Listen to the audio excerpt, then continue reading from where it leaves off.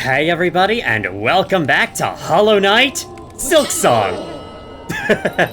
I've just realized I've forgotten to challenge along with saying the game's name in these intros, so there we go. Of course, I had the throwing rings equipped, so I did Chakra's version. Anyway, last time we explored the final area of the world, Lost Verdania, by entering the memory of the Green Prince and learning all about his lover, and then killing him. Yeah.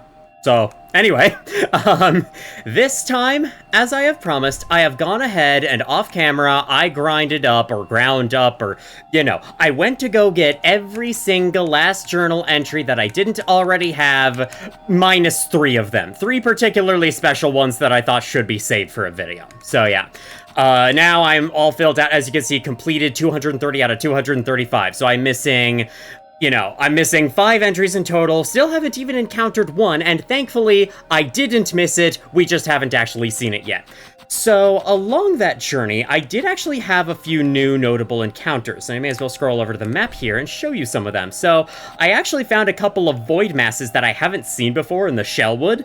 A void mass in a certain area is actually made up of the enemies of that region, so they are all kind of visually different in that way. I found 2 in Shellwood, and then I found a bunch in the Whispering Vaults that I had never seen before. There's also some stuff I want to do up in Whispering Vaults, which, we'll get to in just a bit. I've barely been in Whispering Vaults since we began Act 3. So, yeah, just wanted to show you that real quick. I think one of those is actually something quite special. Oh, yeah, I had, like, a weird special encounter with an enemy setup I'd never seen before, not even on my own time. So, yeah. There's that. What else is there? Oh, yes. Yes! Oh, yes! Back in Moss Grotto, since we entered Act 3, there's actually a couple notable changes. First of all, on this side, there was a big version of the weird roly-poly armadillo-looking guys, which wasn't there before. Previously, he was just in Weave Nest Atla, but he apparently moved out of there. Cool. And then, on the way back to the start, there was just a Moss Mother hanging out, and it was a voided Moss Mother too. It was no different from the one we fought at the start of the game. I mean, aside from having more health, obviously, but, aside from having more health and having the special void attacks, she was the same, though. And yeah, I was thinking, while I was fighting her, I was like, should I save this for the video? And then I ultimately decided, nah, it's fine, it's just a Moss Mother. You know what a Moss Mother fights like, at least I assume you do. Seems like that was all the void masses I found. I doubt it was. I might have a couple extra screenshots of some that I've seen, but yeah. Just wanted to let you know about those. And I have screenshots of all the encounters, so I can at least partially show you what they're like. Otherwise... Oh yeah, I found one in the Underworks as well. May as well just remove that. Nope, that's not what I meant. Otherwise, I have some news. I have decided today shall be the finale after all. There really isn't a lot left to do in this game. The video might be a little longer than usual. I don't know how long this all is going to take, and I'm probably going to spend a good amount of time yapping at the end of this. So, yeah, if this video is approaching 2 hours, now you know why. But yeah, pretty sure I've done every single wish. I've collected most of every single item that there is. I've collected every memory locket, I know that. I've collected every mask shard, silk spool, needle upgrade. I've collected all these. All the major abilities are mine. I've collected all the old hearts and whatnot, and now my objective is to take them back to the snail shamans and do whatever, which we will do this time. Yes, I've also amassed a giant pile of rosaries, and on that note, I think it's about time I give the rosary cannon some proper use, because I have so many freaking rosaries and literally nothing to spend them on, so yeah, let's go with that. I need to reload it. How do I do that? I use C, there we go. I got 80 freaking rosaries, so... let me now head all over to the world to various places that I want to go. We're actually going to start by going up to the slab. One of the journal entries I am currently missing are the warden flies, and all the remaining warden flies in the game are up in this region here.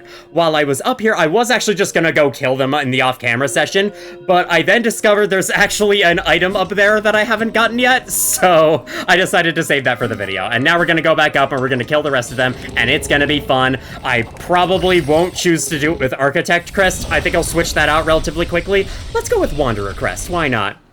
I think I've got a very interesting build on with my Wanderer Crest, but actually, no. I think I am going to leave Architect on because, second thing, I guess I can get to this second. I did say I was going to show a secret, thing you can do with the Plasmium file. I said that a long time ago, and I still haven't done it. So while I still can show it, let's go do it. I say while I still can, but technically...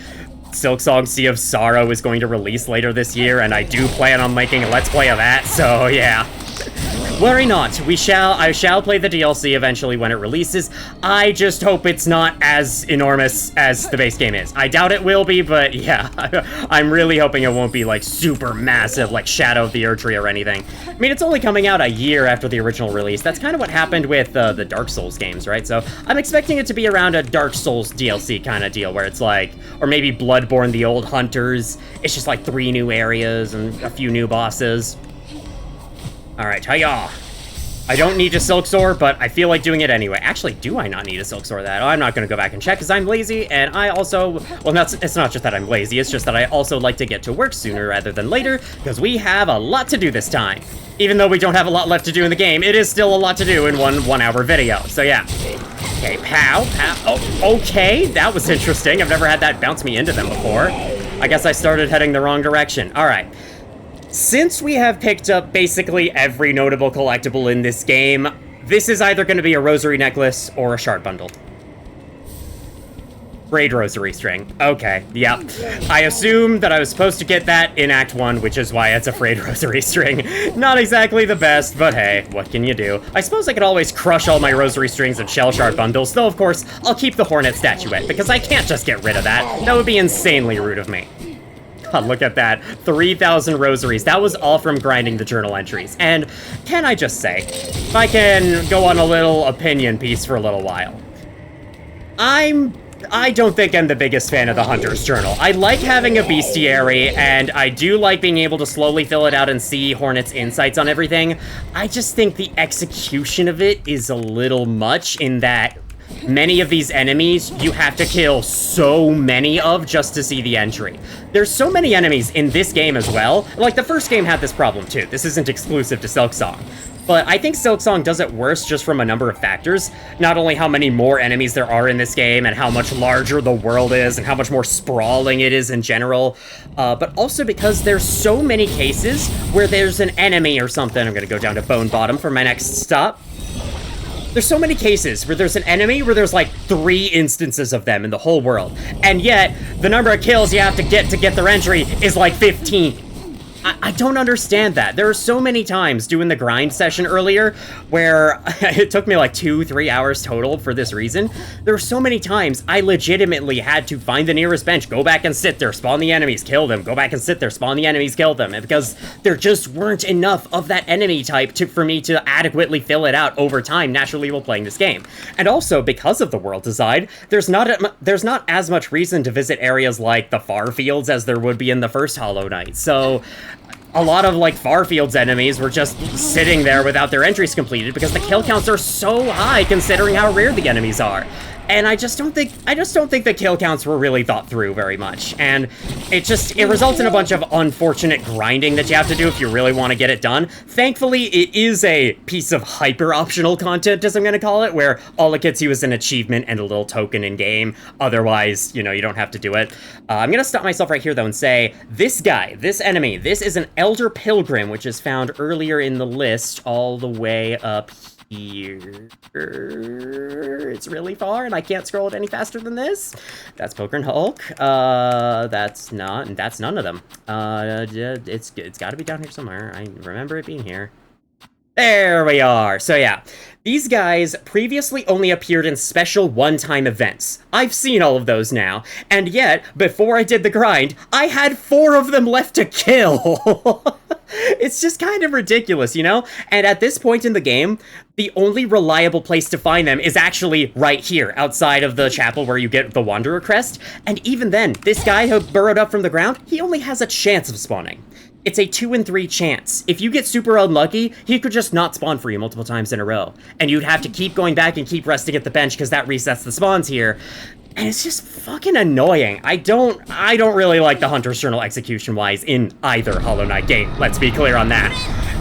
Thankfully, it is super optional content. It's not like the wishes. You never have to do it again. If you never have to do it in order to fully enjoy the game, and I don't think I'm ever going to do it again beyond this playthrough. I'm glad I did it this one time, but yeah, just wanted to speak my opinions on that.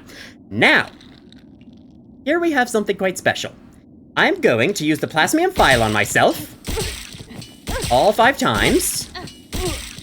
Gonna go with that. And then I want to. Okay, actually, we might be able to complete this now. So I have six life blood points there. Let me try to hit you and kill both of you. Nah, not quite. But as you notice, they're now shaking. If I use the Architect Crest's tool refill ability, that's not right. That's right. Get those back. Continue to use the Plasmium Vial on myself. We enter this state. This is the plasmified state. Basically, you overdose on plasmium, and that actually is a benefit, mostly, from what I understand. This state will reset upon resting at a bench, so I'm gonna have to go find some enemies in order to demonstrate this. I'm probably gonna silk soar up to the areas above Bone Bottom, because there are some fodder enemies that I can, like, let hit me. I don't think I'm gonna make much use out of this in this playthrough. I just thought I should show it off because that's probably the most special interaction a tool has with your abilities that I know of. There's probably a couple of others that I don't know of, but this is the one that I know of. So yeah, we're going with this.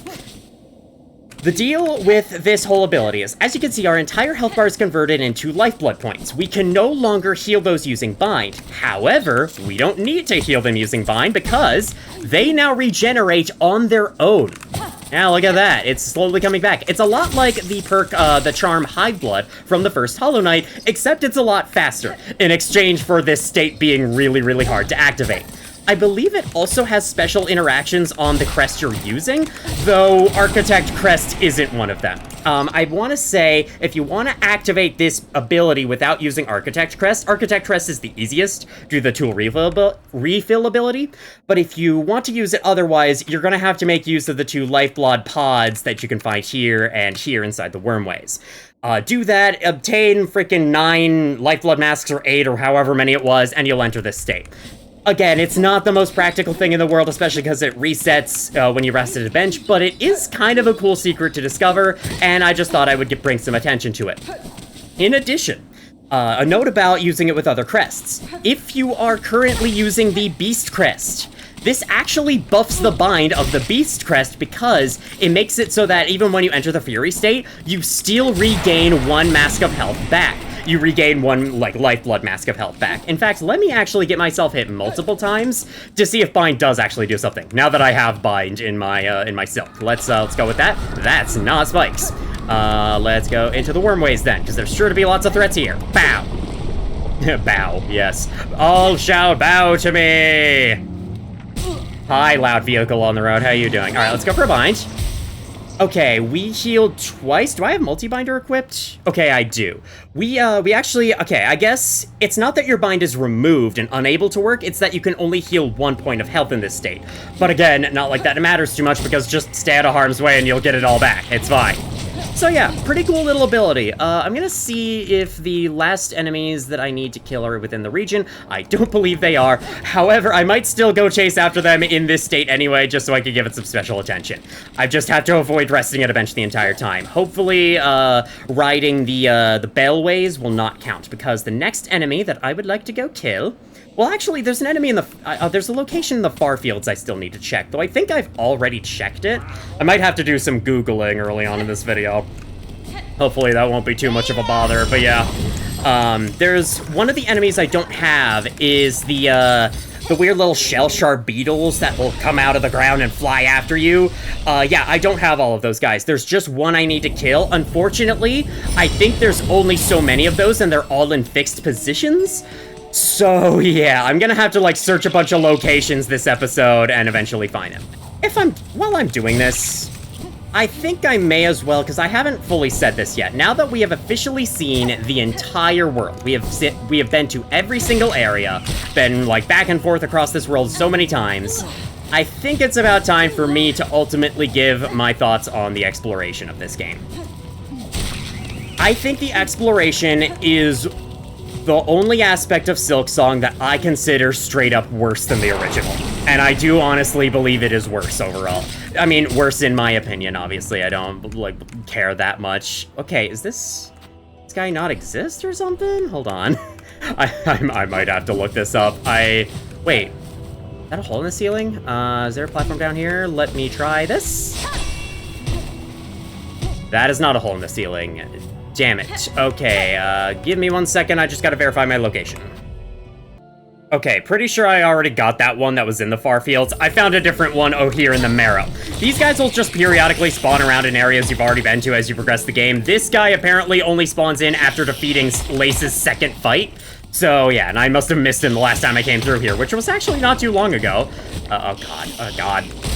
There we go. We killed him. That's their journal entry down. Once roused, the bugs will crash its steely shell into walls, floors, and foes. What does Hornet have to say about the Wardenflies? I actually missed it. I forgot to check it. This is too high in the list. The Wardenflies are way lower down. God, the organization of this freaking Hunter's Journal doesn't make much sense, does it?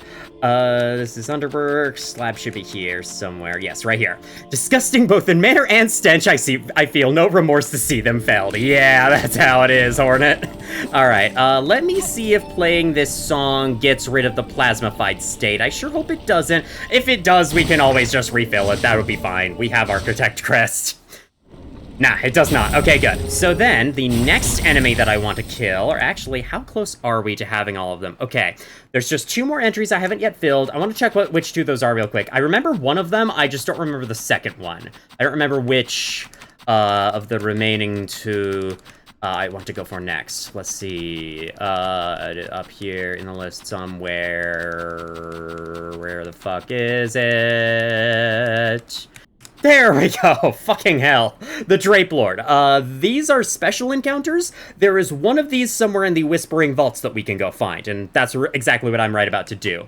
I would like to check, however, which one is the last one that I don't fully have yet, because I can see that I'm missing 2 on the completed count there. Oh. Okay, I'm probably gonna cut that out because it took me all too long to realize. It's counting the journal entry that I don't have yet encountered, which makes perfect sense. The Drape Lord is the last journal entry we currently have that we have not completed yet, so let's go complete it. Why don't we? And then we're gonna pay our final stop to Songclave for the entire adventure. Gonna be kind of sad, but yeah, this is the last time we're gonna go to Songclave, I'm afraid. So make sure to say your goodbyes and pay your respects and all that stuff. Jump on down. I just realized to reload the Rosary Cannon, I'm gonna have to sit at a bench and get rid of my Plasmified form. Oh, well, you have nothing new to say. Yeah, Songclave is officially out of things to do. It's been out of things to do for a long time now, but it just took me a while to accept it, you know? Yes, we want to go right. So, one of the things, I actually took a screenshot of this earlier, but since we're right here, I may as well show this. One of the things that's kind of annoying about hunting all the journal entries in this game is that if you wait to do it, and wait until Act 3 to do it like I did, some of the enemies get killed by the Void Threads, and while I love that as a detail, I do think it makes going for the Hunter's Journal way more annoying than it has any right to be, because like, oh hey, I remember where that enemy is. Hello, Drape Lord, how you doing? I remember where that enemy is. Let me go back to that one location where I saw them, and nope, they're just fucking dead and gone. Okay, here we go. I'm gonna do this right away. Just get one of those back, or actually 2 of those back. Okay, and then lose both of them again. Yeah, why the hell not? Let's go, buddy. Let's go. We got this. We got this. We really do got this, though. It'll all be fine. It'll all be okay in the end. Pow, he is down. That is every single journal entry minus the 1, technically 2, but 1 we don't have. I say technically 2 because the final boss does give a journal entry. However, it is not required in order to complete the entire thing and receive your token and achievement in-game. So yeah, very cool. Unlike the first Hollow Knight, there are way fewer optional entries in the Hunter's Journal, and I assume this is because right now, there's no DLC yet. Once the DLC is added, it may make it so that all of those enemies in the DLC will no longer be required for the journal entry either. So, with that done, yeah, there's actually... Oh, wait. Oh, right. Before I leave Whispering Vaults for real, I do want to pay a visit to the one guy who we've been giving the cylinders to, as I don't believe I've ever spoken to him yet. And also, while I'm in the region, let me use this time to tell you about a fun fact. You remember all these little dudes that we released all throughout the Whispering Vaults earlier in the series? If you don't release them, if you don't go to the room where they all break free once you do something in there, if you don't release them by your own hand... but then you wait until Act 3, they will all have released on their own. And the cool part about that is, if you go down to where they are... where the fuck are they? Why are we in Lost Verdania? Fellas, where the fuck is the Whispering Vaults? Okay, it's here, Jesus. Yes, these guys. In entering their domain, I freed these bugs to infest the greater vaults. Here, Hornet blames herself for releasing them. If, however, you wait until Act 3, their journal entry will be different. Hornet still blames herself, but she knows that it's because of the quakes caused by the void and all that, you know, the voided grandmother Silk down there in the abyss. That is such a cool detail, and I absolutely love that. Had to bring that to attention. It is very freaking cool. Forgive me if I've already mentioned it. I may have. If I have, whoops. Pain, pain! Do you hear her cries, cursed spider spawn? Pharloom suffers for our pathetic mortal ignorance. We fail it, and it falls. Knowledge is needed. More and more. It must be hoarded, sought, strength to understand, to calm and quell. It is action now that needs taking, Vaultkeeper, by myself and those left alive who would aid me. Seek solutions in your text and psalms as you may, but they alone will not be enough to heal a pain so great. I love his name, by the way, Cardinius. I would view your collection, she may see it. Okay, so yeah, that's all he says. I just wanted to check in on him, see how he was doing. Turns out, he's doing fine, so off I go. So yes, my opening of random optional crap for this video has now come to an end. I see nothing else to do but to venture down to Bone Bottom, head over to the Snail Shamans with all the old hearts we've collected, and see just what they have for us. If I remember correct, we're doing this in service of getting the Everbloom so we can resist the void. Let's see if we really can make a miracle happen. Gonna let it silently build up here, you know? Whee! There's a bench right nearby. I'm gonna sit at it because obviously the Bone Bottom bench is out of business. It's been out of business ever since, like, 1 day ago. That's probably all the time that's passed in universe is like a single day. Ooh, do I want Architect Crest going into this? Okay, I said I was gonna give love to the Rosary Cannon, and then I never did. But you know what? The Rosary Cannon doesn't deserve love, and of course it had to land on 6-7 rosaries loaded in the cannon, didn't it? I think for what I'm about to do, let's give Wanderer some love. Also, let me switch out red. I don't think switching out red tool matters at all. However, I'm gonna do it anyway, just in case. You never know. We might have to battle something. It is this game, after all. This game's all about battling, and I have to say it does the battling really freaking well. Let's go.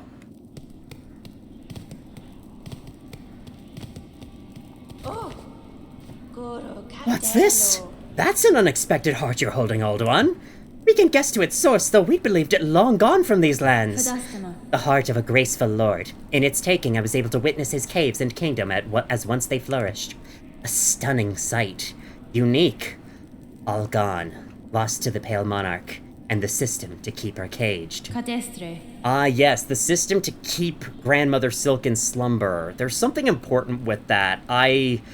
I just watched a lore video today to familiarize myself with what's going on so that I can give some kind of explanation. I'm afraid that's something I didn't pay as much attention to, though, so sorry about that. It is time, shamans. I have the hearts. Enough as requested. Enough to build your spell, yes? Aye, we're ready. Still, it's a sad set you're holding there. Strength such as few shall ever know. All about to burn for Pharloom's saving. I'll warn you, old one. This first part might not be pleasant, but we'll get you in there, deep as needed. Now you've only to ready yourself for what comes after. Lay up on the dais, and we'll begin. I'm ready.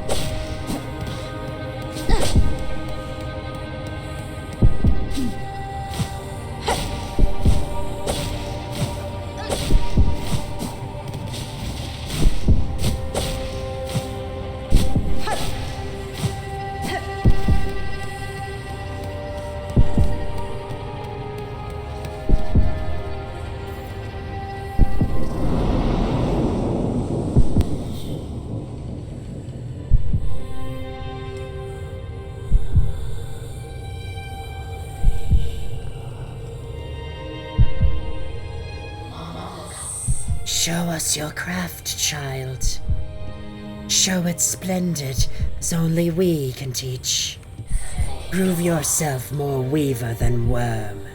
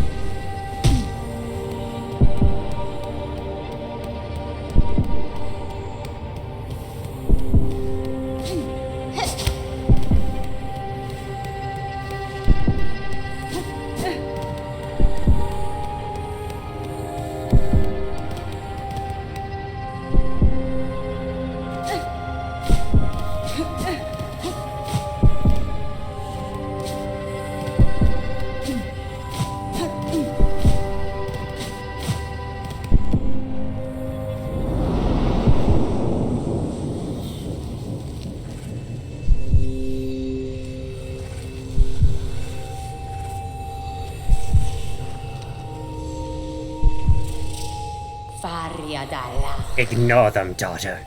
They're whispers. Greater, grander, weaver, guardian, queen. Those are their desires, not your own. Certainly not mine. Only if you resist them, you might see it. Another hope beyond. But to recall these words, in time so far, will you even remember me, child? Could you? A mother, before the mask, before I lay forever in duty.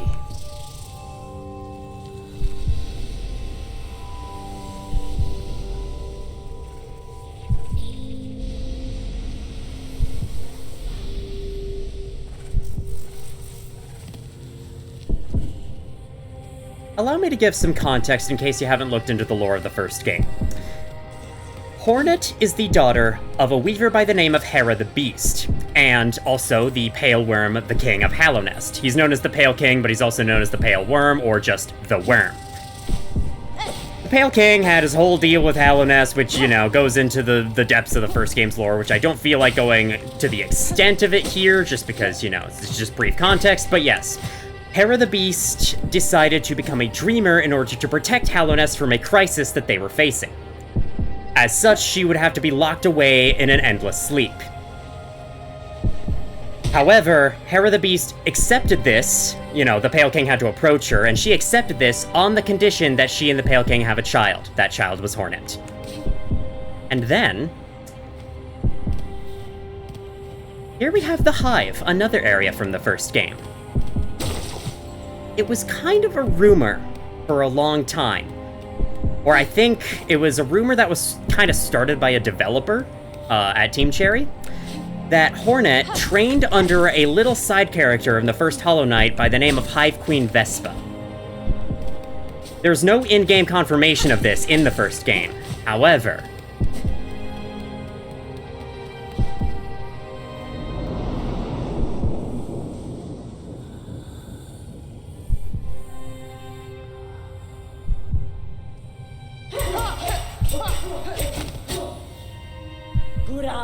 Good. Better. Yet still, you will need to be faster. In time, they will come for you. Those who fear your nature, and those seeking to claim it. To survive our world, you must learn to sting, swift and sudden.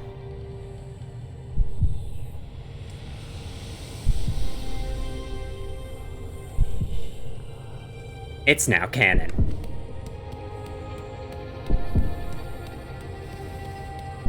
Sorry for going silent on some of these stretches. I just really like the atmosphere of these places. Or, sorry, I started to say these places. I really like the atmosphere of these little dream sequences, and so I decided that going silent for them was better. And you know what? I think I'll continue that.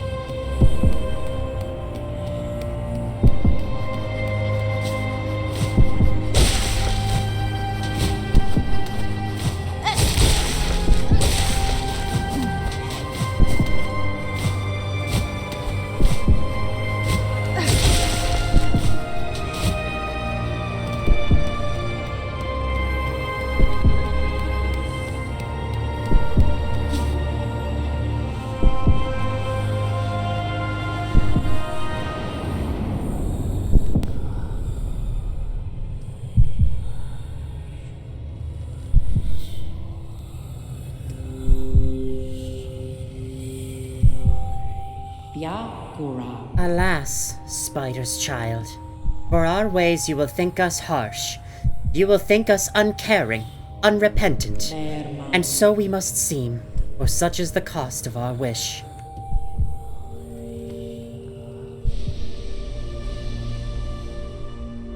Yanara. You are wrong, lady. I knew the wish and the price to achieve it. And now, across these many ages, I have only come to know it better. Cadestre. Strength in mind, in care, in claw.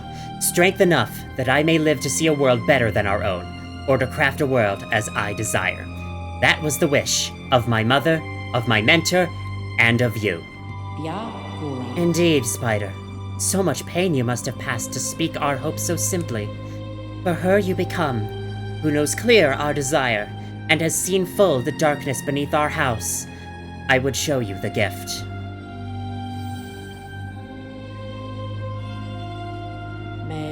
Witness, the first light, the only means we possess to resist that void with which our family is forever linked. Reach forth, child grown strong, wrested from this remembrance, burn yourself free from our sad fate.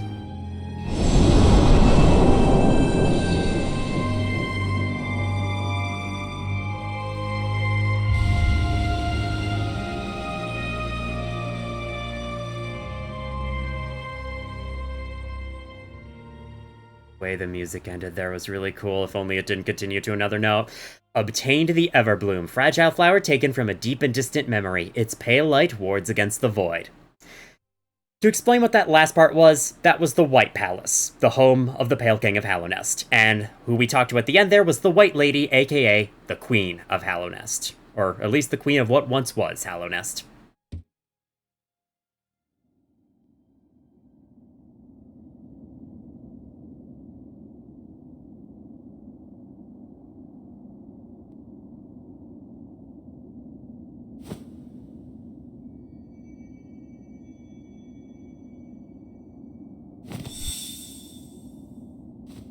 Did they all give their lives for us? I actually don't remember that. Do they have anything to say with this? Nope. They're just gone. Only their shells remain. Maybe they don't need them anymore. Maybe they're still alive somewhere out there. Anyway, the Everbloom is also technically an item from the first game. It is the delicate flower that you have to carry all the way across the world for a Grey Mourner, who you can find in the resting grounds. And yeah, I guess Grey Mourner, whoever that was, I think Grey Mourner was actually one of the 5 Great Knights of Hallownest, and she ended up bringing the Everbloom into the land of Hallownest, not knowing just how powerful it truly was. You can see the Everbloom's void-repelling tendencies, or I guess void-repelling abilities, in one of the endings of the Godmaster DLC. if you bring the delicate flower away from where you have to take it, all the way to the Godseeker, who you use to enter, who you have to meet in order to enter Godhome and do the Godmaster DLC, and then you complete the hardest challenge in Godhome, you will see, like, your voided self overtake the Godseeker. I think, did I call her the Godmaster? She's the Godseeker. Ah, whatever. The void will start to overtake the Godseeker, but the Everbloom will snap it away. So yeah, it is now the key to the finale, and we have just obtained it. Descend, last dive into the void and cut Pharloom free is our final objective. But before that, yes, there's a couple of things I must do. First of all, we've just obtained our last journal entry. The Wing Mold, a crude construct of my father's fallen domain. Only a fool believes that void can be fashioned to do their bidding. What the hell do you mean I haven't completed all the journal entries? What the hell do you mean I'm still missing a journal entry? Okay, now I'm confused for real. What are you on about? What journal entry don't I have? Yeah, it says 230. I don't know. Look, man, I'm just gonna go talk to New and Greymore, and if nothing happens, I'm gonna try to figure this out. Anyway, though, that's gonna be my next stop. We're gonna head up to Greymore, talk to New, and see if she is happy with how our Hunter's Journal is. After that, we're gonna make our way over to Sprintmaster Swift's little area, because now that we have the Everbloom, he should have one final challenge for us. After that, it's on to the finale. I am so excited, by the way. I think I just recorded the last 2 episodes of Silksong yesterday. That is how excited I was to get to the end of this thing. Because, like, I have been kind of restraining myself from playing Silksong due to doing this playthrough. For one simple reason, that is that I'm just worried that if I start a 3rd playthrough now, switching back and forth between being early in progression and later in progression is gonna throw me off in so many ways. It's gonna make me play worse, so I decided to just, keep going with my 2nd playthrough as is right now and not start a 3rd playthrough until after I'm done, and I'm about to be done. Miss Grown-Up, New had feared that the awful rumblings of the world or sticky black threads had snatched you away from her. I have survived, New, and shall fight on while my strength remains. The kingdom has grown darkly dangerous, but this hearth home seems to provide some safety. I suggest you remain here for now. Of course, New shall stay inside. The sickening sense of those twisted threads has spoiled the joy of my venturings. You, though, Miss Grown-Up, is now not the perfect time to fully complete our journal. The world rumblings will surely have scared up many creatures from their hiding places, so go and hunt and show Sweet New what you learn. Come to rest here and let New see your journal. Open the scrolls heavy with beautiful bees. Could it be that the works is almost complete? Miss Grown-Up, you must keep your praise up. No time for rest. She does not recognize it as complete. It must be that I have one enemy that I'm missing, and I just need to go get it real quick, and then I'll be truly done. I'm gonna pause recording, see what that is, and be right back with you. I found it. It's these guys. It's these big guys down here. I am missing one. I am missing one kill for them. I just never noticed that their portrait wasn't the silvery one every single time I That's it! That was a very anticlimactic final journal entry unlocked, but yes, it's these guys. Their heavier bells armor them well against my strikes, but against that oppressive heat, can they help at all? Yeah, probably not. Okay, let's return back up to New. I might pause recording again and see you back up there, just to make sure this video doesn't get inflated to ridiculous lengths, Hey you, up there! I've got great news! Come to rest here, Miss Grown-Up, and let New see our journal for she's eager to see your cuts. Wow, Miss Grown-Up, your journal is bursting with every sort of creature, overflowing. Surely we could call this complete. To think that such a task could even be done. So clever is New to have set such a fierce predator onto the work. These vast lands hold so much life, and to catalog it all has taught me greatly. It is an effort worth continuing even after I leave this kingdom. Though you probably shouldn't force yourself to kill so many of the same type of enemy before you write down notes about them next time. Just saying, Hornet. Would be nice. Oh my, such a hunger is worthy indeed. You and I are of accord, Miss Grown-Up. Hunters both. Our methods are different, but our appetites have become very similar. New has for you this token, a symbol of all your efforts and a marker of your true nature. It carries with it her sweet, sweet smell. The Hunter's Memento, and an achievement that I finally have at long last. And now Now, Miss Grown-Up, the task is done. New must be away. But do not be sour. Just think. Pharloom is only one land. So many more must hide out there, filled full with beasts and scents and tastes, all waiting to be discovered. For New, her journey is only at its start. And for you, Miss Grown-Up, New wishes too, your happy hunting, much and more. Oh my god. Any longer talking as her and my voice is suddenly gonna be all hoarse and not able to go as high-pitched, and yeah. Well, there she goes. We'll probably never see her again. Or we'll find her dead body somewhere or something. That's what Dark Souls would probably do. Alright, I must now be off to the far fields, and while we do that, I should probably fill you in on what little I know of this game's lore. I decided, before recording this video, that I would watch Mossbag's lore video on this game to see if I can, like, find anything, or to see if he has anything new to say that I didn't already, like, know myself, you know? And he had a few things of note that I thought I should bring up. The main thing is the deal with Grandmother Silk and Lace. Like, why is Grandmother Silk so attached to Lace? Why is she keeping her alive at all costs? The answer to that is, I believe, when Grandmother Silk first appeared in Pharloom, she then created the Weavers. She is the source of all of the Weavers. However, eventually the Weavers in this land living with her turned against her. They did not like her ways of living, they did not like to, you know, dominate absolutely everything and whatnot, and so they turned against her, and, like, you know, the first one to do this was probably the first sinner. But then others followed suit, and it's believed that the weave nests placed all throughout the areas of the world out of view of the Citadel are actually little domains of the Weavers who were planning an escape. We saw that for ourselves in the Weave Nest in the Farfields, actually. Down here, there's like a little map of the areas beyond Pharloom, and they were trying to map out an escape plan and things like that. So we actually kind of caught on to that at first. However, eventually the Weavers did flee. Some of them went to Hollow Nest and created their little society in Deep Nest, and then, you know, the events of Hollow Knight happened, yada yada. I believe after this happened, Grandmother Silk was so distraught by this, by having all of her essentially children leave her, that she decided to create Lace out of pure silk. And because she sustains Lace with the silk that Lace needs to be alive, I guess you could say alive, quote unquote, but yeah, basically alive. Basically Lace could never leave Grandmother Silk's side. She was like tied to Grandmother Silk forever and ever, or, well, at least Grandmother Silk kind of forced that. I'm not really sure.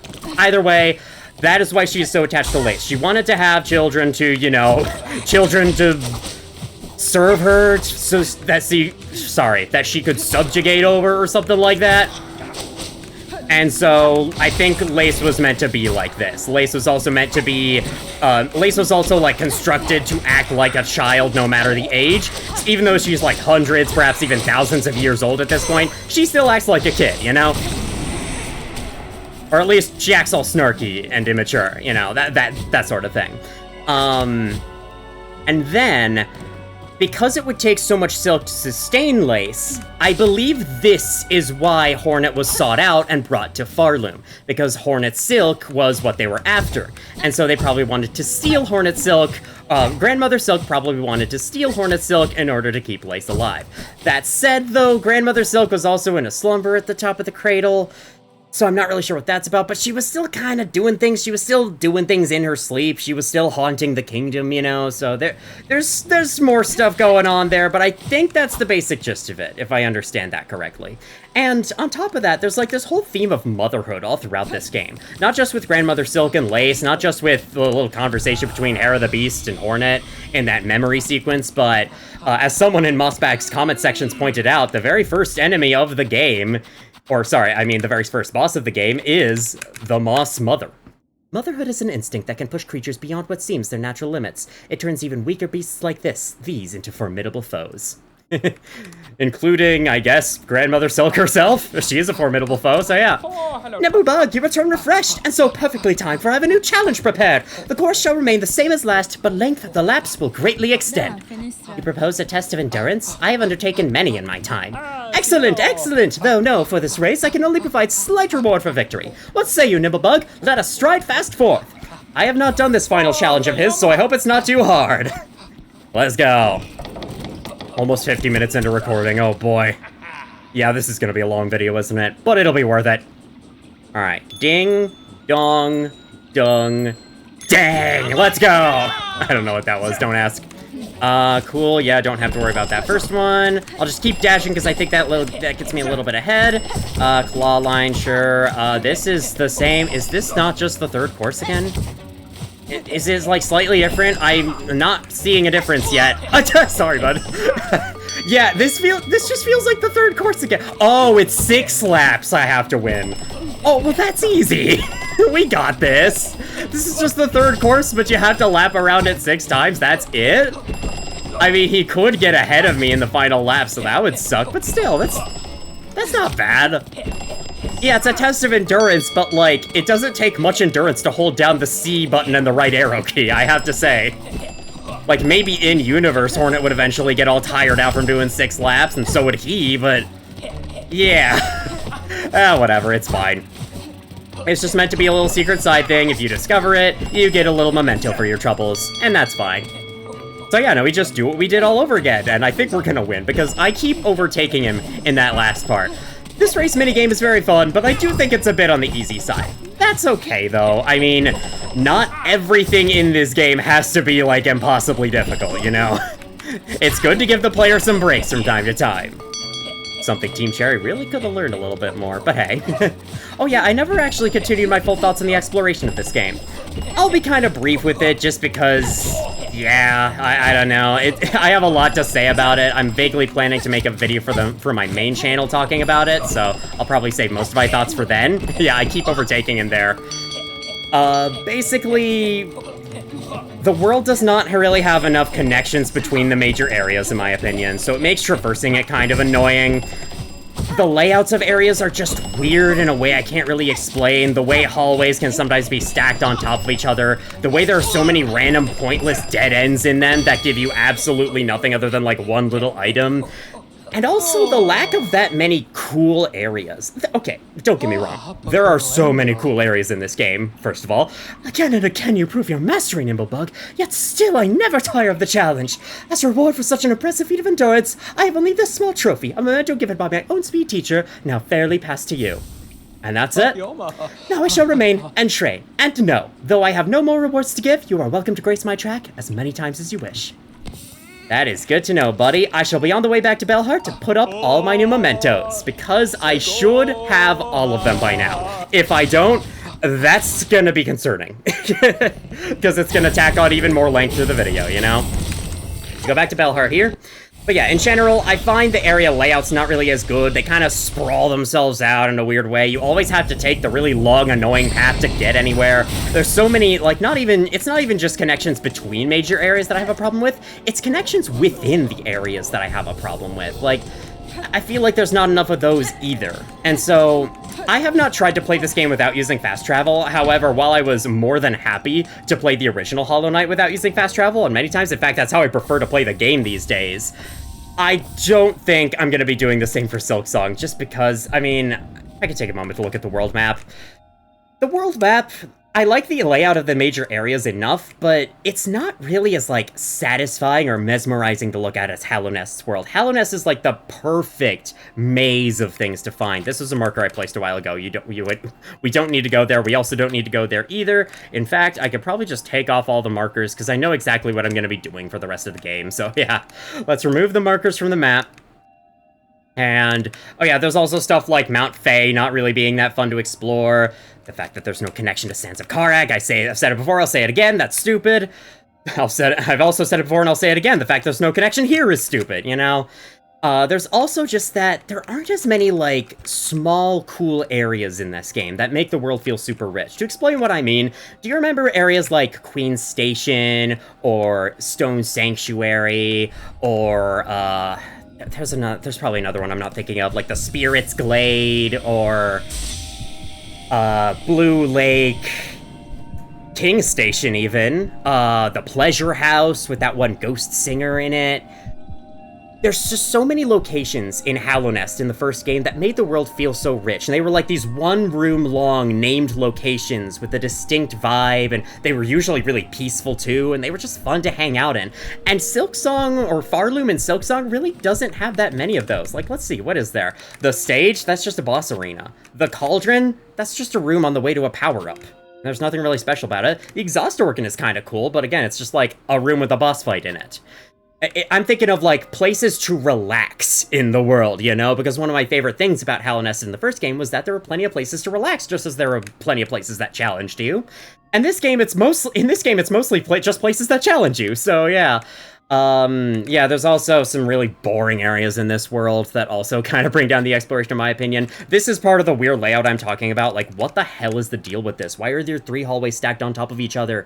Just why? It makes this part so confusing to navigate, and it's really early in the game, too. And yeah, I don't really get that. Look at all this space up here. Why couldn't we have stretched this out a little bit, you know? And then there's some, like, more lame... I've already been over how I don't really like the more lame areas in this game, like Hunter's March, that... I mean, just look at this. Just look at this sadness right here. It's so flat. There's one level. There's nothing that goes up or down, and I don't know why. I get that it's maybe supposed to be like a trail, a straightforward trail or something, because the song for Hunter's March is actually called, like, Hunter's Trail in the soundtrack, whereas the area is called Hunter's March, but... why not just call it Hunter's Trail in-game, then, to make it more clear that it being a straight line is fine?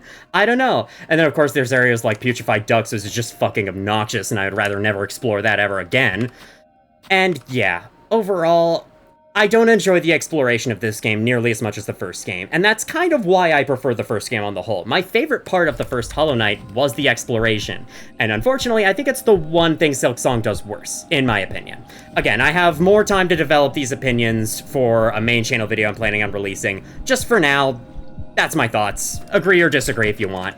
Now let me look at this beauty. Yes, yes. The 4 old hearts go into this slot of Materium, and then we have all the mementos, and then the final memento is the old heart we didn't use. Since we collected the other 3 old hearts before the conjoined heart, it's the conjoined heart that we ended up using. If you collect the conjoined heart, do the red memory, and then get one of the last old hearts afterwards, it will go into the final spot of mementos. And with that, I have officially, and I'm gonna take screenshots to brag to my family about this, I have officially collected every single thing you can collect in Hollow Knight Silksong. Fuck yes. And on top of that, obtaining the Everbloom has granted us 100%.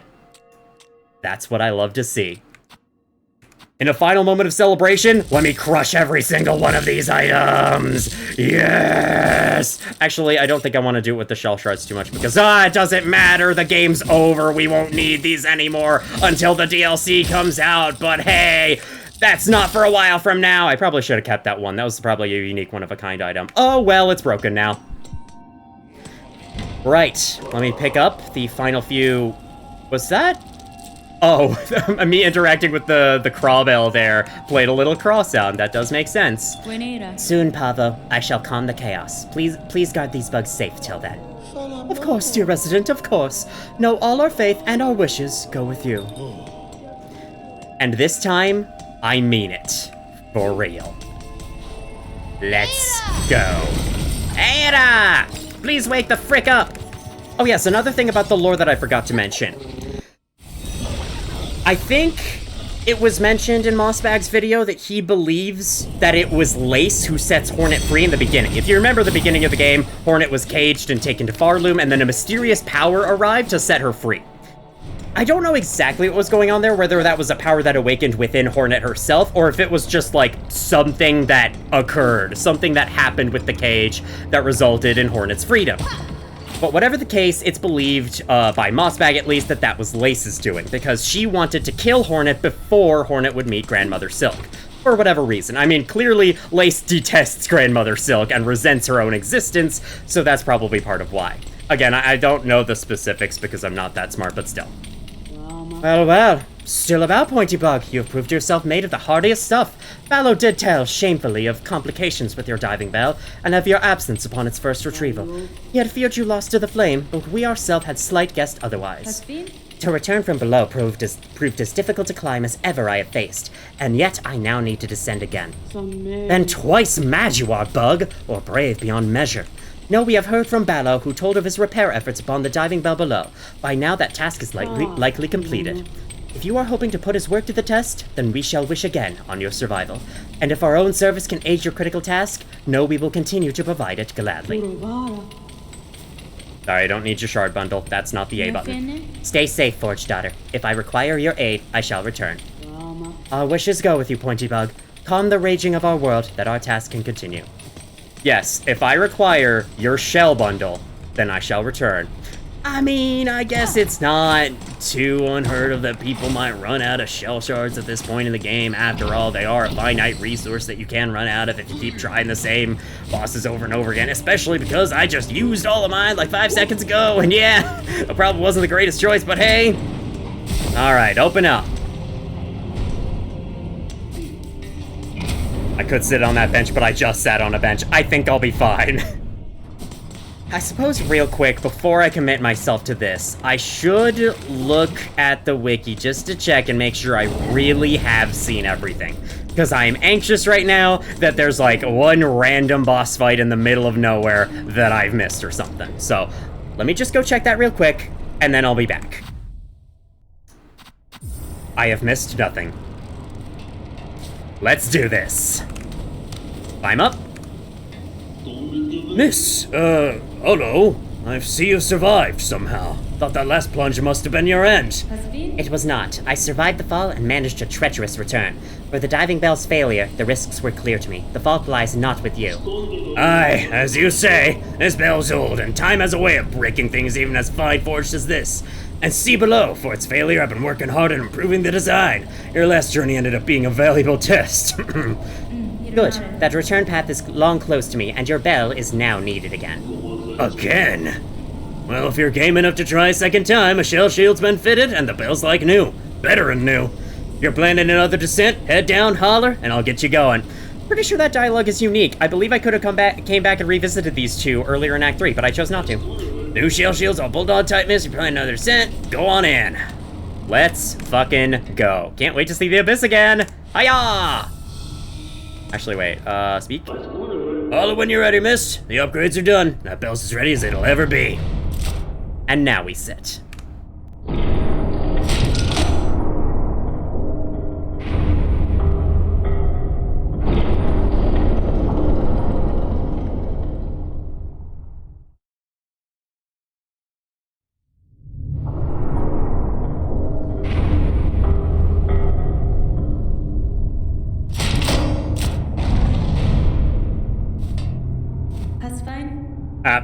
I wanted to see if he had more to say. I didn't mean to say the No, I changed my mind. Sir, require a moment, please unlock the bell for me. Can do, miss. Alright, cool.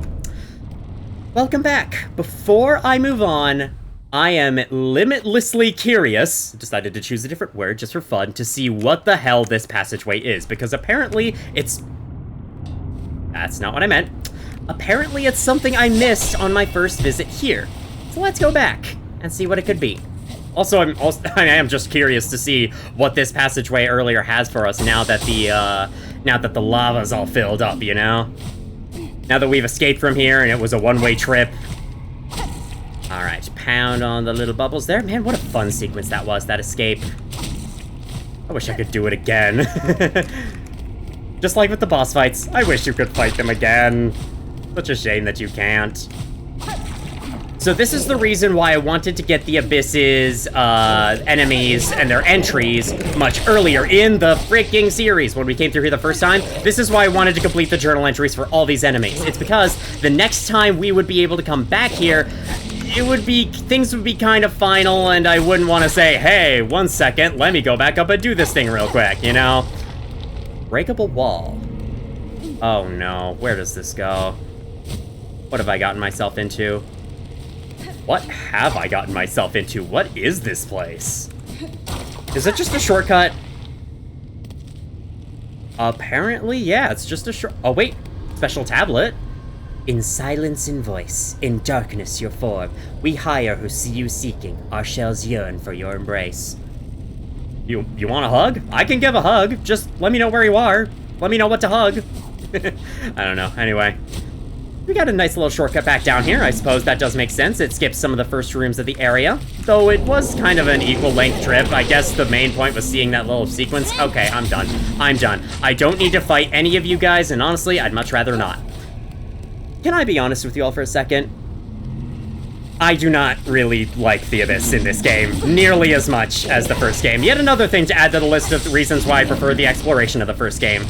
There's multiple reasons for why. First of all, the fact that you have to ride a bell to get down here, essentially teleporting down to the abyss instead of being able to walk into it naturally, like you could in the first game, I think that's a little bit more lame. Second of all, the first game's abyss was just so fucking cool, and I know that's because, like, the abyss was heavily tied to the lore and origins of your main character in the first game, whereas they kind of aren't in this case. And so that makes sense, but, like, it was still a much more interesting area than just the hallway of enemies that we have here. Not to mention the enemies are really fucking obnoxious. So it kind of takes away from what was kind of a peaceful yet ominous exploration, a peaceful yet ominous area from the first game. It's just now kind of turned into a random, stupid enemy gauntlet, and I can't really say that I like it, so yeah. I think one thing that I should point out before we continue onwards. The Everbloom resists the tendrils in this water, allowing us to swim through them safely. Very cool. I don't believe the Everbloom has any other effects than that. It's kind of like the Void Heart in the original game. It only has like a couple of things that it does, and all of them have to do with voided enemies. Now, I'm sure you know what's coming up. It's gonna be a battle. That's kind of how these games work and all. So let's equip our final build. I had to think pretty long time about what I was going to use here, and although that's actually not fully true, but you know, for like, especially what crest I wanted to bring. And I think I overall did a great job of giving each crest some time to shine at some point in the game, even if it was only for a little while. You know, I use Hunter Crest by far the most because it's the default, and you know, it's just the most well-rounded, it's the one I'm most used to because it's what you have from the beginning. I used Reaper Crest a hell of a lot in the early game when it was one of our only options, and it was the only one I was really that interested in using. Wanderer Crest definitely got some time, especially at the start of Act 2. Beast Crest I used 3 times, but that's just because I don't like the crest nearly as much as the others. It's super limiting in so many ways, but for the times I used it, I had fun using it. Which got the attention it kind of deserves, which is not very much. Architect, I don't think I used this one as much as I would have liked, but in the end, I still did use it a few times throughout the game, so I'm happy with that. And Shaman, of course, I used the heck out of earlier in Act 3, though I didn't really get much time to deal with the, I didn't get much time to really enjoy the fully upgraded blue tool slot there. That's always for the Sea of Sorrow DLC, you know? I think to close things out here, it just only makes sense to come full circle and use good ol' Hunter Crest. It's by far my favorite one, and it is what I would much rather bring into this finale here. In terms of tools, I'm gonna go with Injector Band. I could also go with Multi-Binder. Long Claw, I don't think it'll be super needed. We can take that off. We're not gonna need either of these anymore. In their place, I'm gonna put on Silk Speed Anklets. And because I just got this thing last episode, yeah, we can always use Scuttle Brace. Magnetite Dice would be great. I'm gonna keep that on. Yeah, I don't really have a use for anything else here, so we'll just go with that. Blue tools. Reserve Bind could be really helpful if I end up using too much silk. Sure, we'll go with that. Fractured Mask, I don't think I'm gonna really need that too much. Warding Bell would be nice to have, but in the end, I think I might go with something else. Pin Badge, no, I haven't really used Needle Strikes very much. Quick Sling, yeah, sorry, not interested. This I don't think I've used at all. I think I used it just to demonstrate it, and then I never used it again. This, I used it just to demonstrate, never again. This, yeah, of course I'm not using that. Then question is what? Sawtooth Circlet, meh. I just go with Multi-Binder. Do I just go with a healing-oriented build? I don't know. It's a tough choice, it really is. I could go with Volt Filament, I could strengthen my silk skills. That's another question. Which silk skill do I bring here, you know?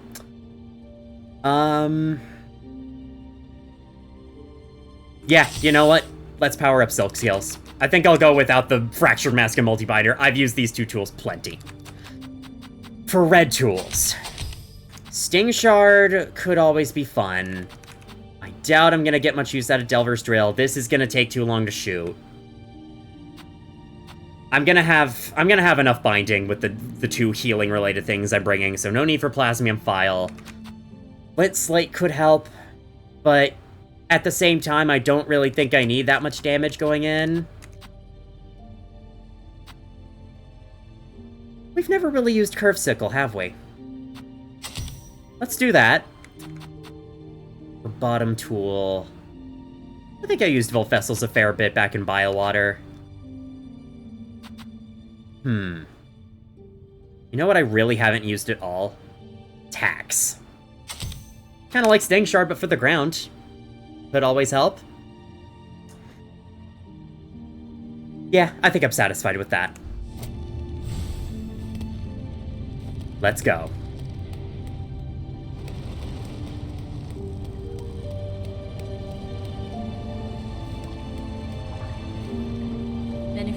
Child, I hold the means to descend. Let us meet one final time and quell this black ruin of our making.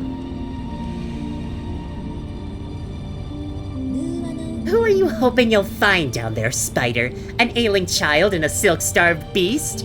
If so, I'm afraid we may sorely disappoint. What waits below is me no longer. Even if only your shadow remains, to release your mother's grip, my blade would see it slain. And why hold, even this moment? Surely terror hasn't suddenly claimed your hardened heart. Take the final plunge, Spider. Join us in my drowning place. My drowning palace, sorry. And let oblivion swallow us all.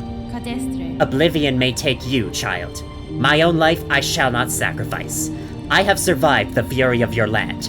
I have borne its barbs and its blades, and I have seen wonder behind its dangers. But always, child, I remain a daughter of Hallownest, and the void below all things, that darkness, I will fear no longer.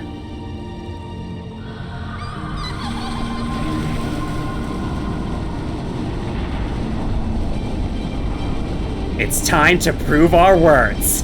Let's go!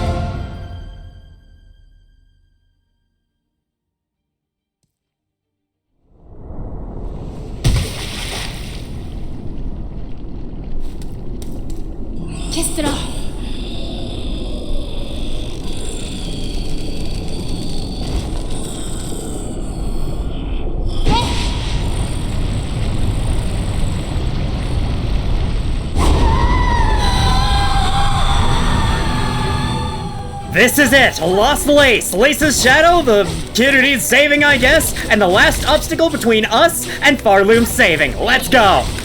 Alright, she's got new void abilities, as expected. Oh no, yep, that was me getting hit there. I believe she has one attack that could deal 3 masks of damage because, you know, her mom was able to do the same thing. Why can't she as well? Alright, there we go. Nope. Oh my god, okay, gotta jump there, I think. No matter what, you'll be out of the way of it.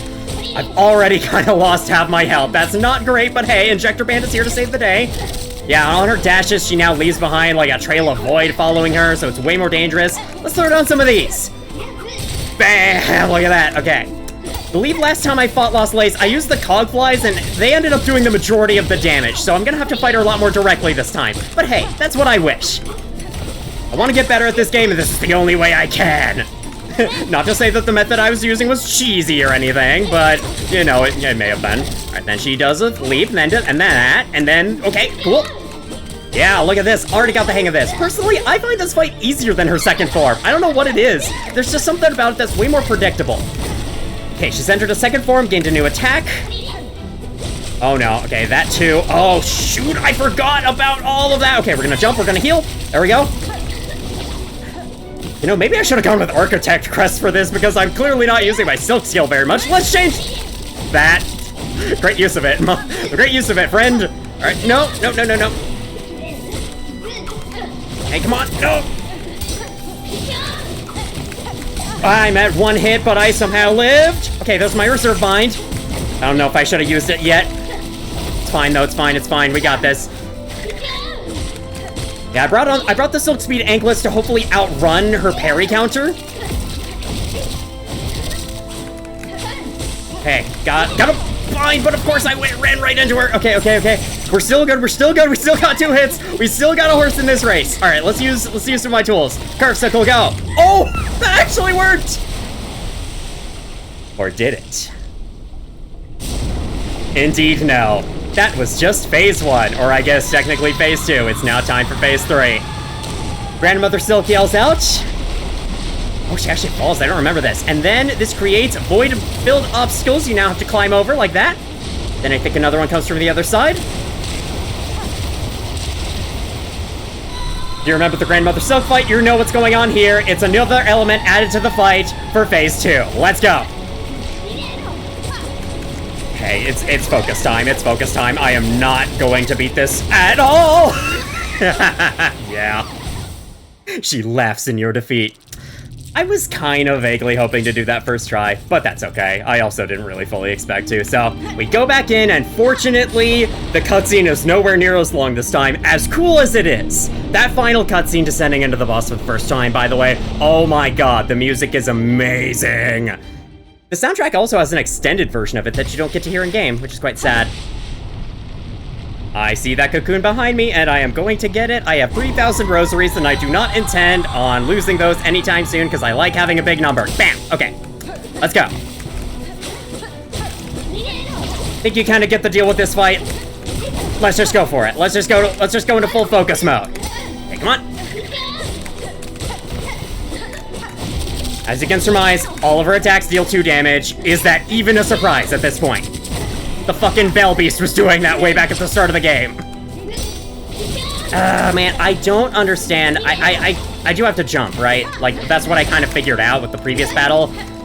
And yet, I refused. I refused to learn. Oh, God. There we go. Yeah, just jump. Jump so you get out of the way of her normal one, and then I think you jump the right direction, you can get out of the way of the airborne version. Just go for a heal here, because she's going to be stalled for a while. Alright, I think if you jump, you're always close enough for her to do the grounded one. Pow! You notice, anytime she staggers, she temporarily loses the void on her. That's a good sign. We are ridding the void from her body. Yes, we are cleansing her of the void. There we go. That sounds better. Go. Thank Christ for Injector Band, can I just say? Definitely an S-tier tool, if you ask me. Okay. Oh, God. Yep.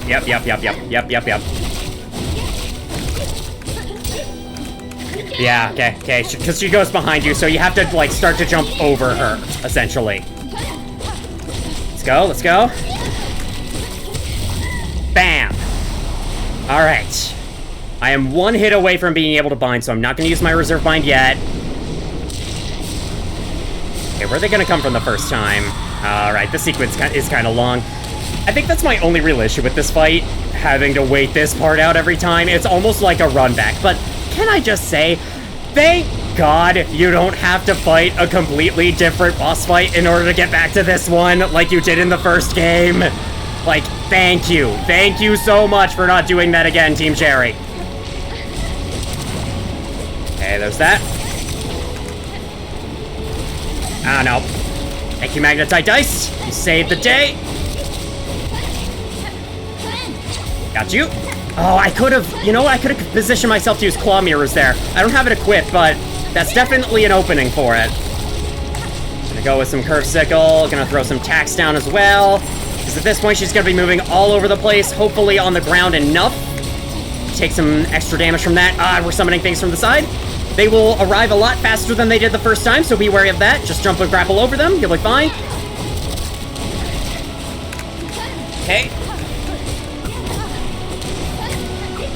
There's that.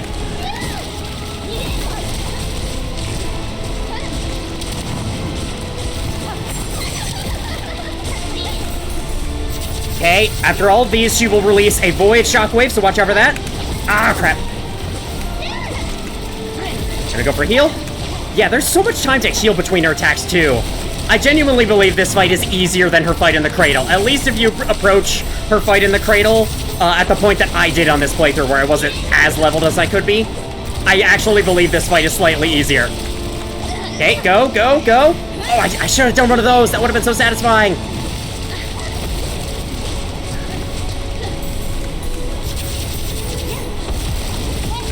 Ah, I was going for one of them again. Okay, it's fine, it's fine, it's fine.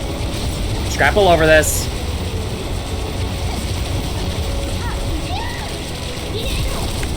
Ah, crap. She knocked me out of that. Got you there. Hit you with one strike. Hopefully that did something. Frick. Okay, I gotta heal. I'm gonna use reserve. No! Oh, man! Oh, man, I stood in the exact right place for that to hit me. You serious? It's okay, we got this, we got this. I was doing so well. Third tries the charm, though. We know this, we know this. Just gotta nail it this final time, or I guess we just gotta thread the needle? I'm surprised it took me this long to think of using that pun.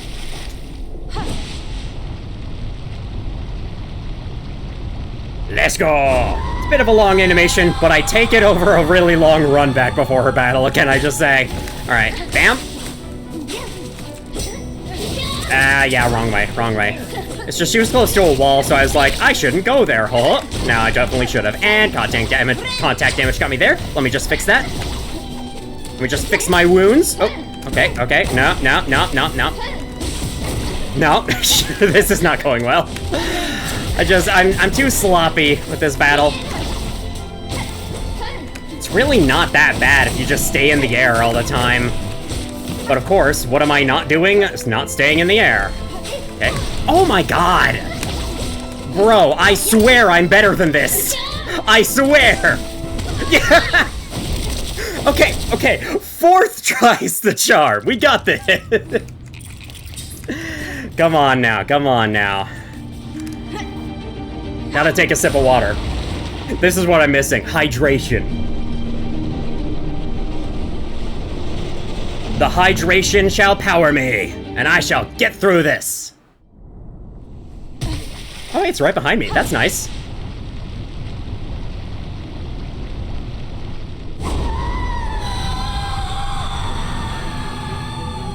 Boop. All right, let's go.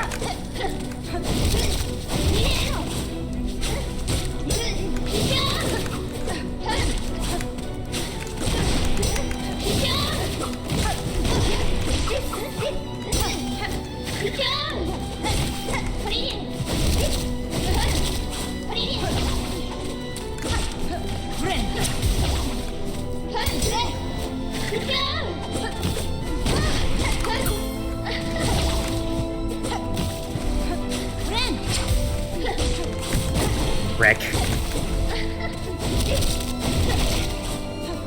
Okay, running under her is better, I think. Better for my muscle memory, at least. Ah! I keep doing that shit. I didn't mean to use my reserve bind. I thought I was ready for another bind. I was not.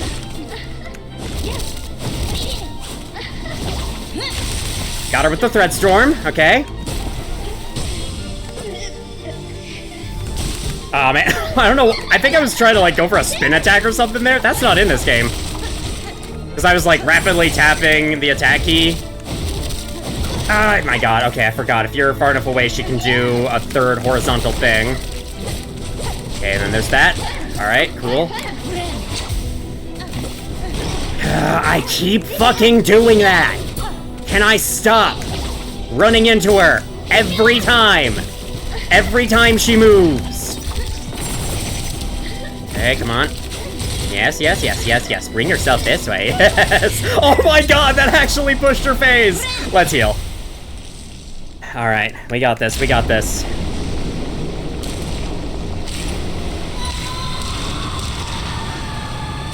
Could scream a little faster, lady. There's that.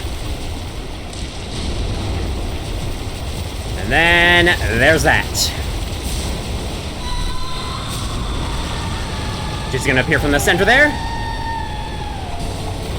Oh man, she instantly disappears. It's a shame. I was hoping to get some pot shots on her.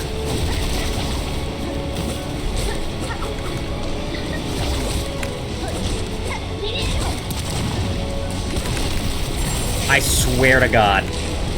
Every time I go for the silk skill, I just get rudely interrupted. Gonna go for heal.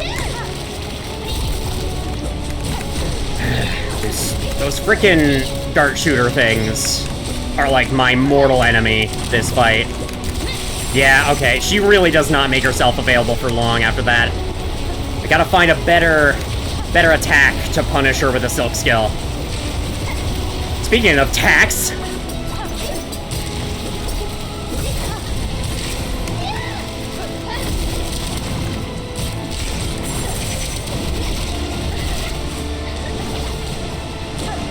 Gotta get more hits on you, man. Or I guess, woman. Okay. Oh, God, I forgot. One more hit. There we go.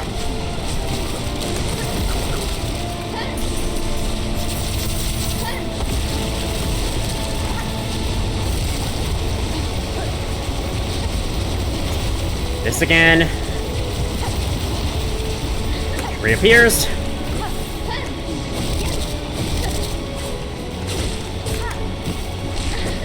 No, I pressed jump. Only jumped a puny distance, and then my freaking cooldown. That's my excuse for me messing up there. Heal. I'm gonna choose that over silk skill. I value my survival over all else.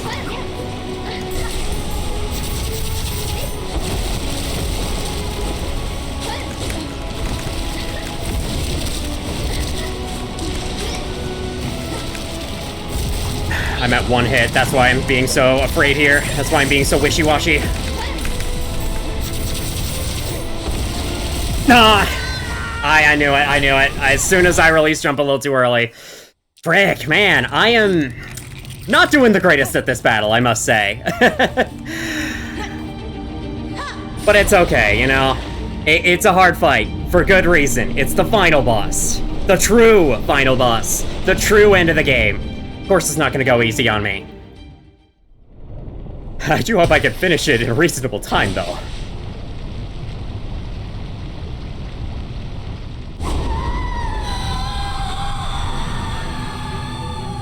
Oop. At least she stops doing the parry move in phase 2. That's actually really nice. That, like, weakens her in a sense. Which I'm glad for, because, you know...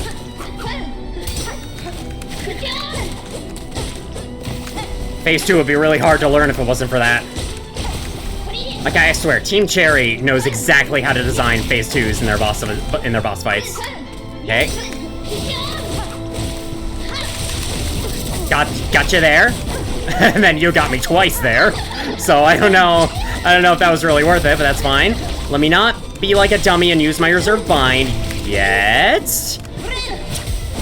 Hey, I got a net gain of health.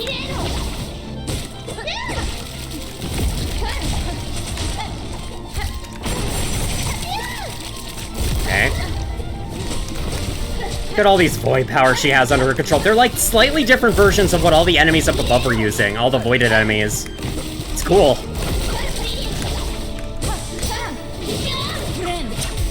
Okay. Well, I was just an idiot. It's fine. It's fine.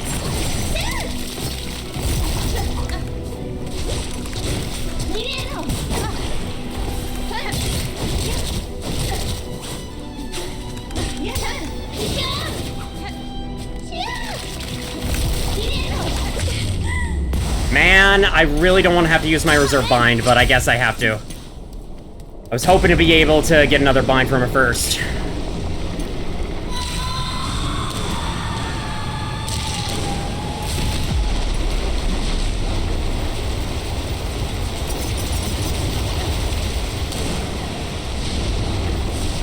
And we leap.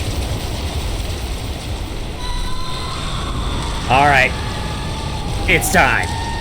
Time to get down to business. really should stop walking everywhere. It's just I want to be careful of contact damage. I did not know they reached that high. Good to know, I guess.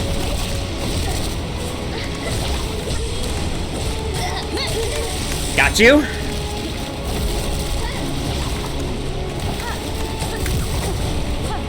I don't think the curved sickle is doing nearly as much damage. You should only do it at range. I'm not in range for needle. Okay, okay, okay. That's cool, that's cool, that's cool. We're going for this, we're going for this. Alright. I'm gonna lay down some tax. Only force her to pay her taxes?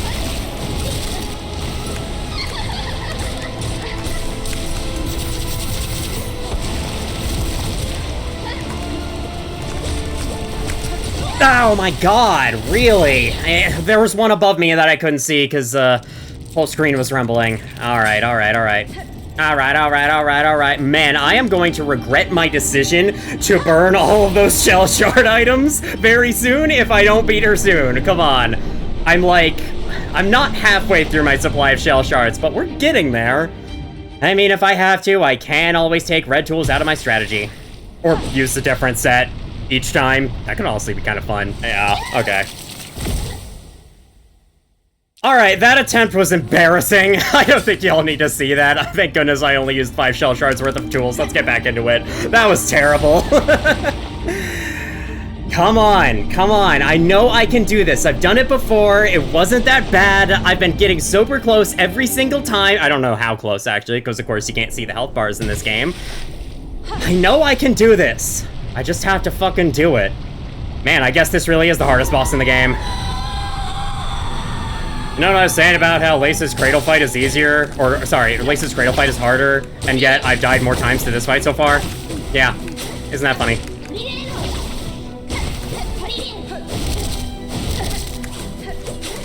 I could totally get a hit on her there. I just have to go for it one of these times. Spool extender could help, actually, you know? So I always find myself short of binds. That's kind of been my problem. I also find myself running into her face constantly. That doesn't help. And at that point, I was like on a jump cooldown or whatever. I don't think I actually was. I'm just giving an excuse for why I just didn't press the jump button.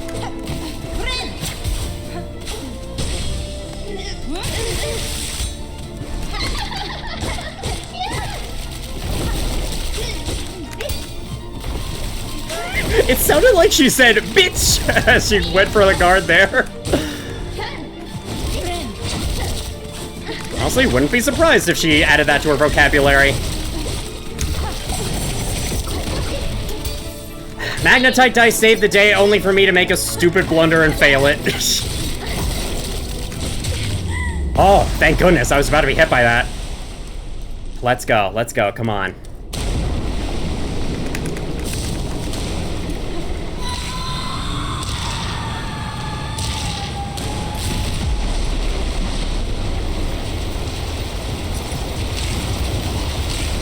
I don't need to use claw line if I just glide. Yeah, you don't need to use claw line at all. Good to know.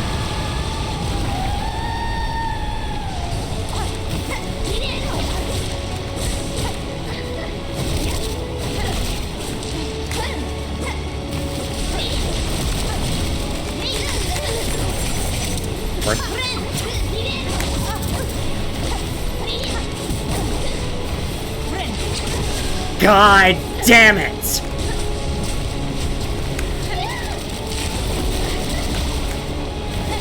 Didn't think she would appear right next to me after I hit the heal button.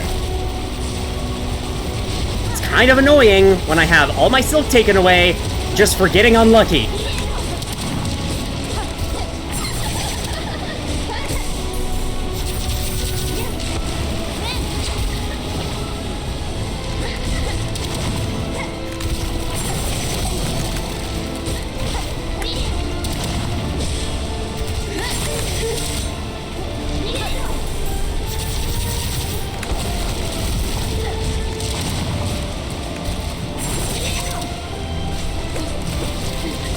Gotta move away from where you were when she starts the turret launchers, and you'll avoid them.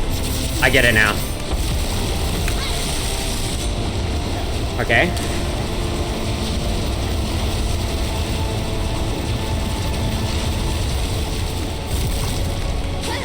Oh my god. Bam! Bam! We did it! We did it! We have freed her. At last.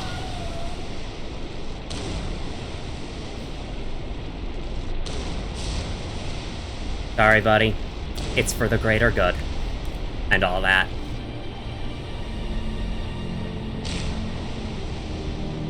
She is rid of the void. It's time to take her out of here. Kistra.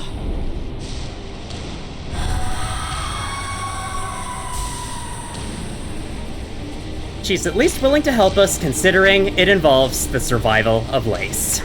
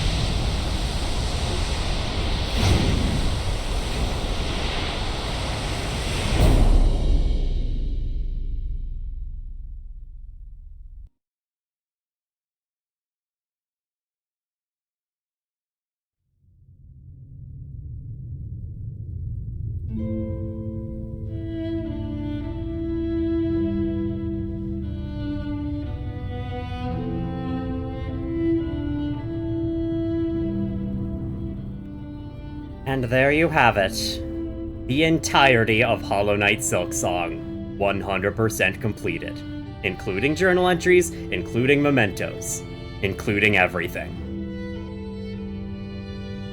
My first playthrough of this game was overall a mixed experience. There were times when I loved the game. There were also times when I kinda hated the game.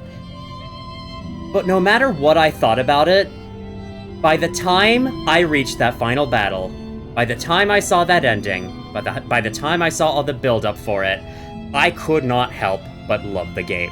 The finale of this game is excellent. The first game had a pretty decent ending. I like the final boss enough, though on repeat playthroughs with all the skill I've obtained, it's a little too easy for me, but still. The ending is cool enough, but This ending just beats the crap out of it. It's so fucking cool. And I love the Lost Lace fight, even though I may have sounded a little frustrated. I was more so frustrated at myself for not playing as well as I could have. Because yeah, I was making obvious mistakes. That is a fight where I can safely say literally every hit I take is my own fault. So, yeah. I just gotta get better at it over time. Good thing this is one of the few bosses you can replay, because of course when you load the save file, you'll go right back to before fighting her. Yeah, all that. Anyway, I must tell you, first time I saw the knight in its voided form, which you see at the end of the first Hollow Knight, I am not afraid to say that I squealed. Like, that is probably the biggest fanboy moment I have ever had with anything. And of course it would have to be Hollow Knight, because fucking love these two games. I've already given my overall thoughts on Silksong over the last few videos, especially over the entirety of Act 3. Through the darkness and dangers, you persevered. Thank you for exploring the world of Hollow Knight Silksong. Let's meet again on the road ahead. I love that the True Endings credits are a lot like the first game's credits, so you know it's done for real this time. You also get a special music track. That's so good. They actually have like a dedicated credits theme this time. 41 hours it took to get through this entire thing again. So yes, I've already given more detailed final thoughts on this game throughout the entirety of Act 3, so I'll just keep it brief here, to avoid yapping on any further than I have to. Oh yeah, this is the final menu style you unlock for getting the true ending. In addition, something that I actually can't show is if I go to... where would it be? Video? Where would it be? Advanced? Where? Hammer extras. There it is. So, notice how we've had Hornet's Needle and this pin. This pin will only be there if you've beaten the game once before with the true ending. It's meant to represent Lace. And the fact that we have saved her from the void. Very, very cool. I believe now I should have, yes, I have a little Hornet symbol on this save file. I believe this icon is meant to represent the last ending you achieved on that file.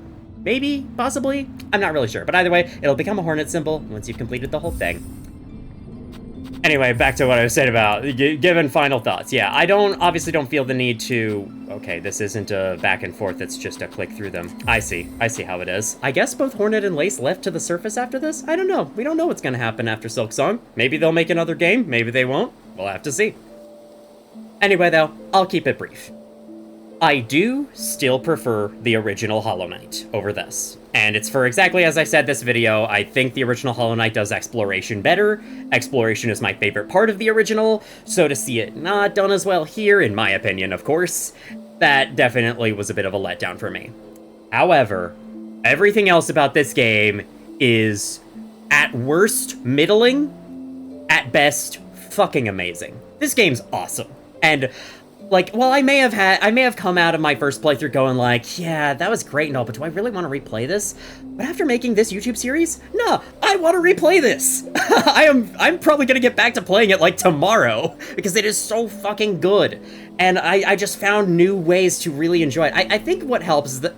Sorry, let me restart. I think what helped is that I went into this game with prior knowledge. I knew what to expect, I knew where to find certain things, I knew what certain things were good for. And knowing that, I think, helped make the game a lot less frustrating than it was my first time through. And so...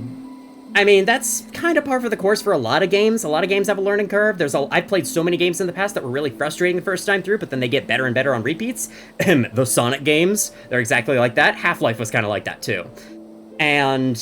yeah.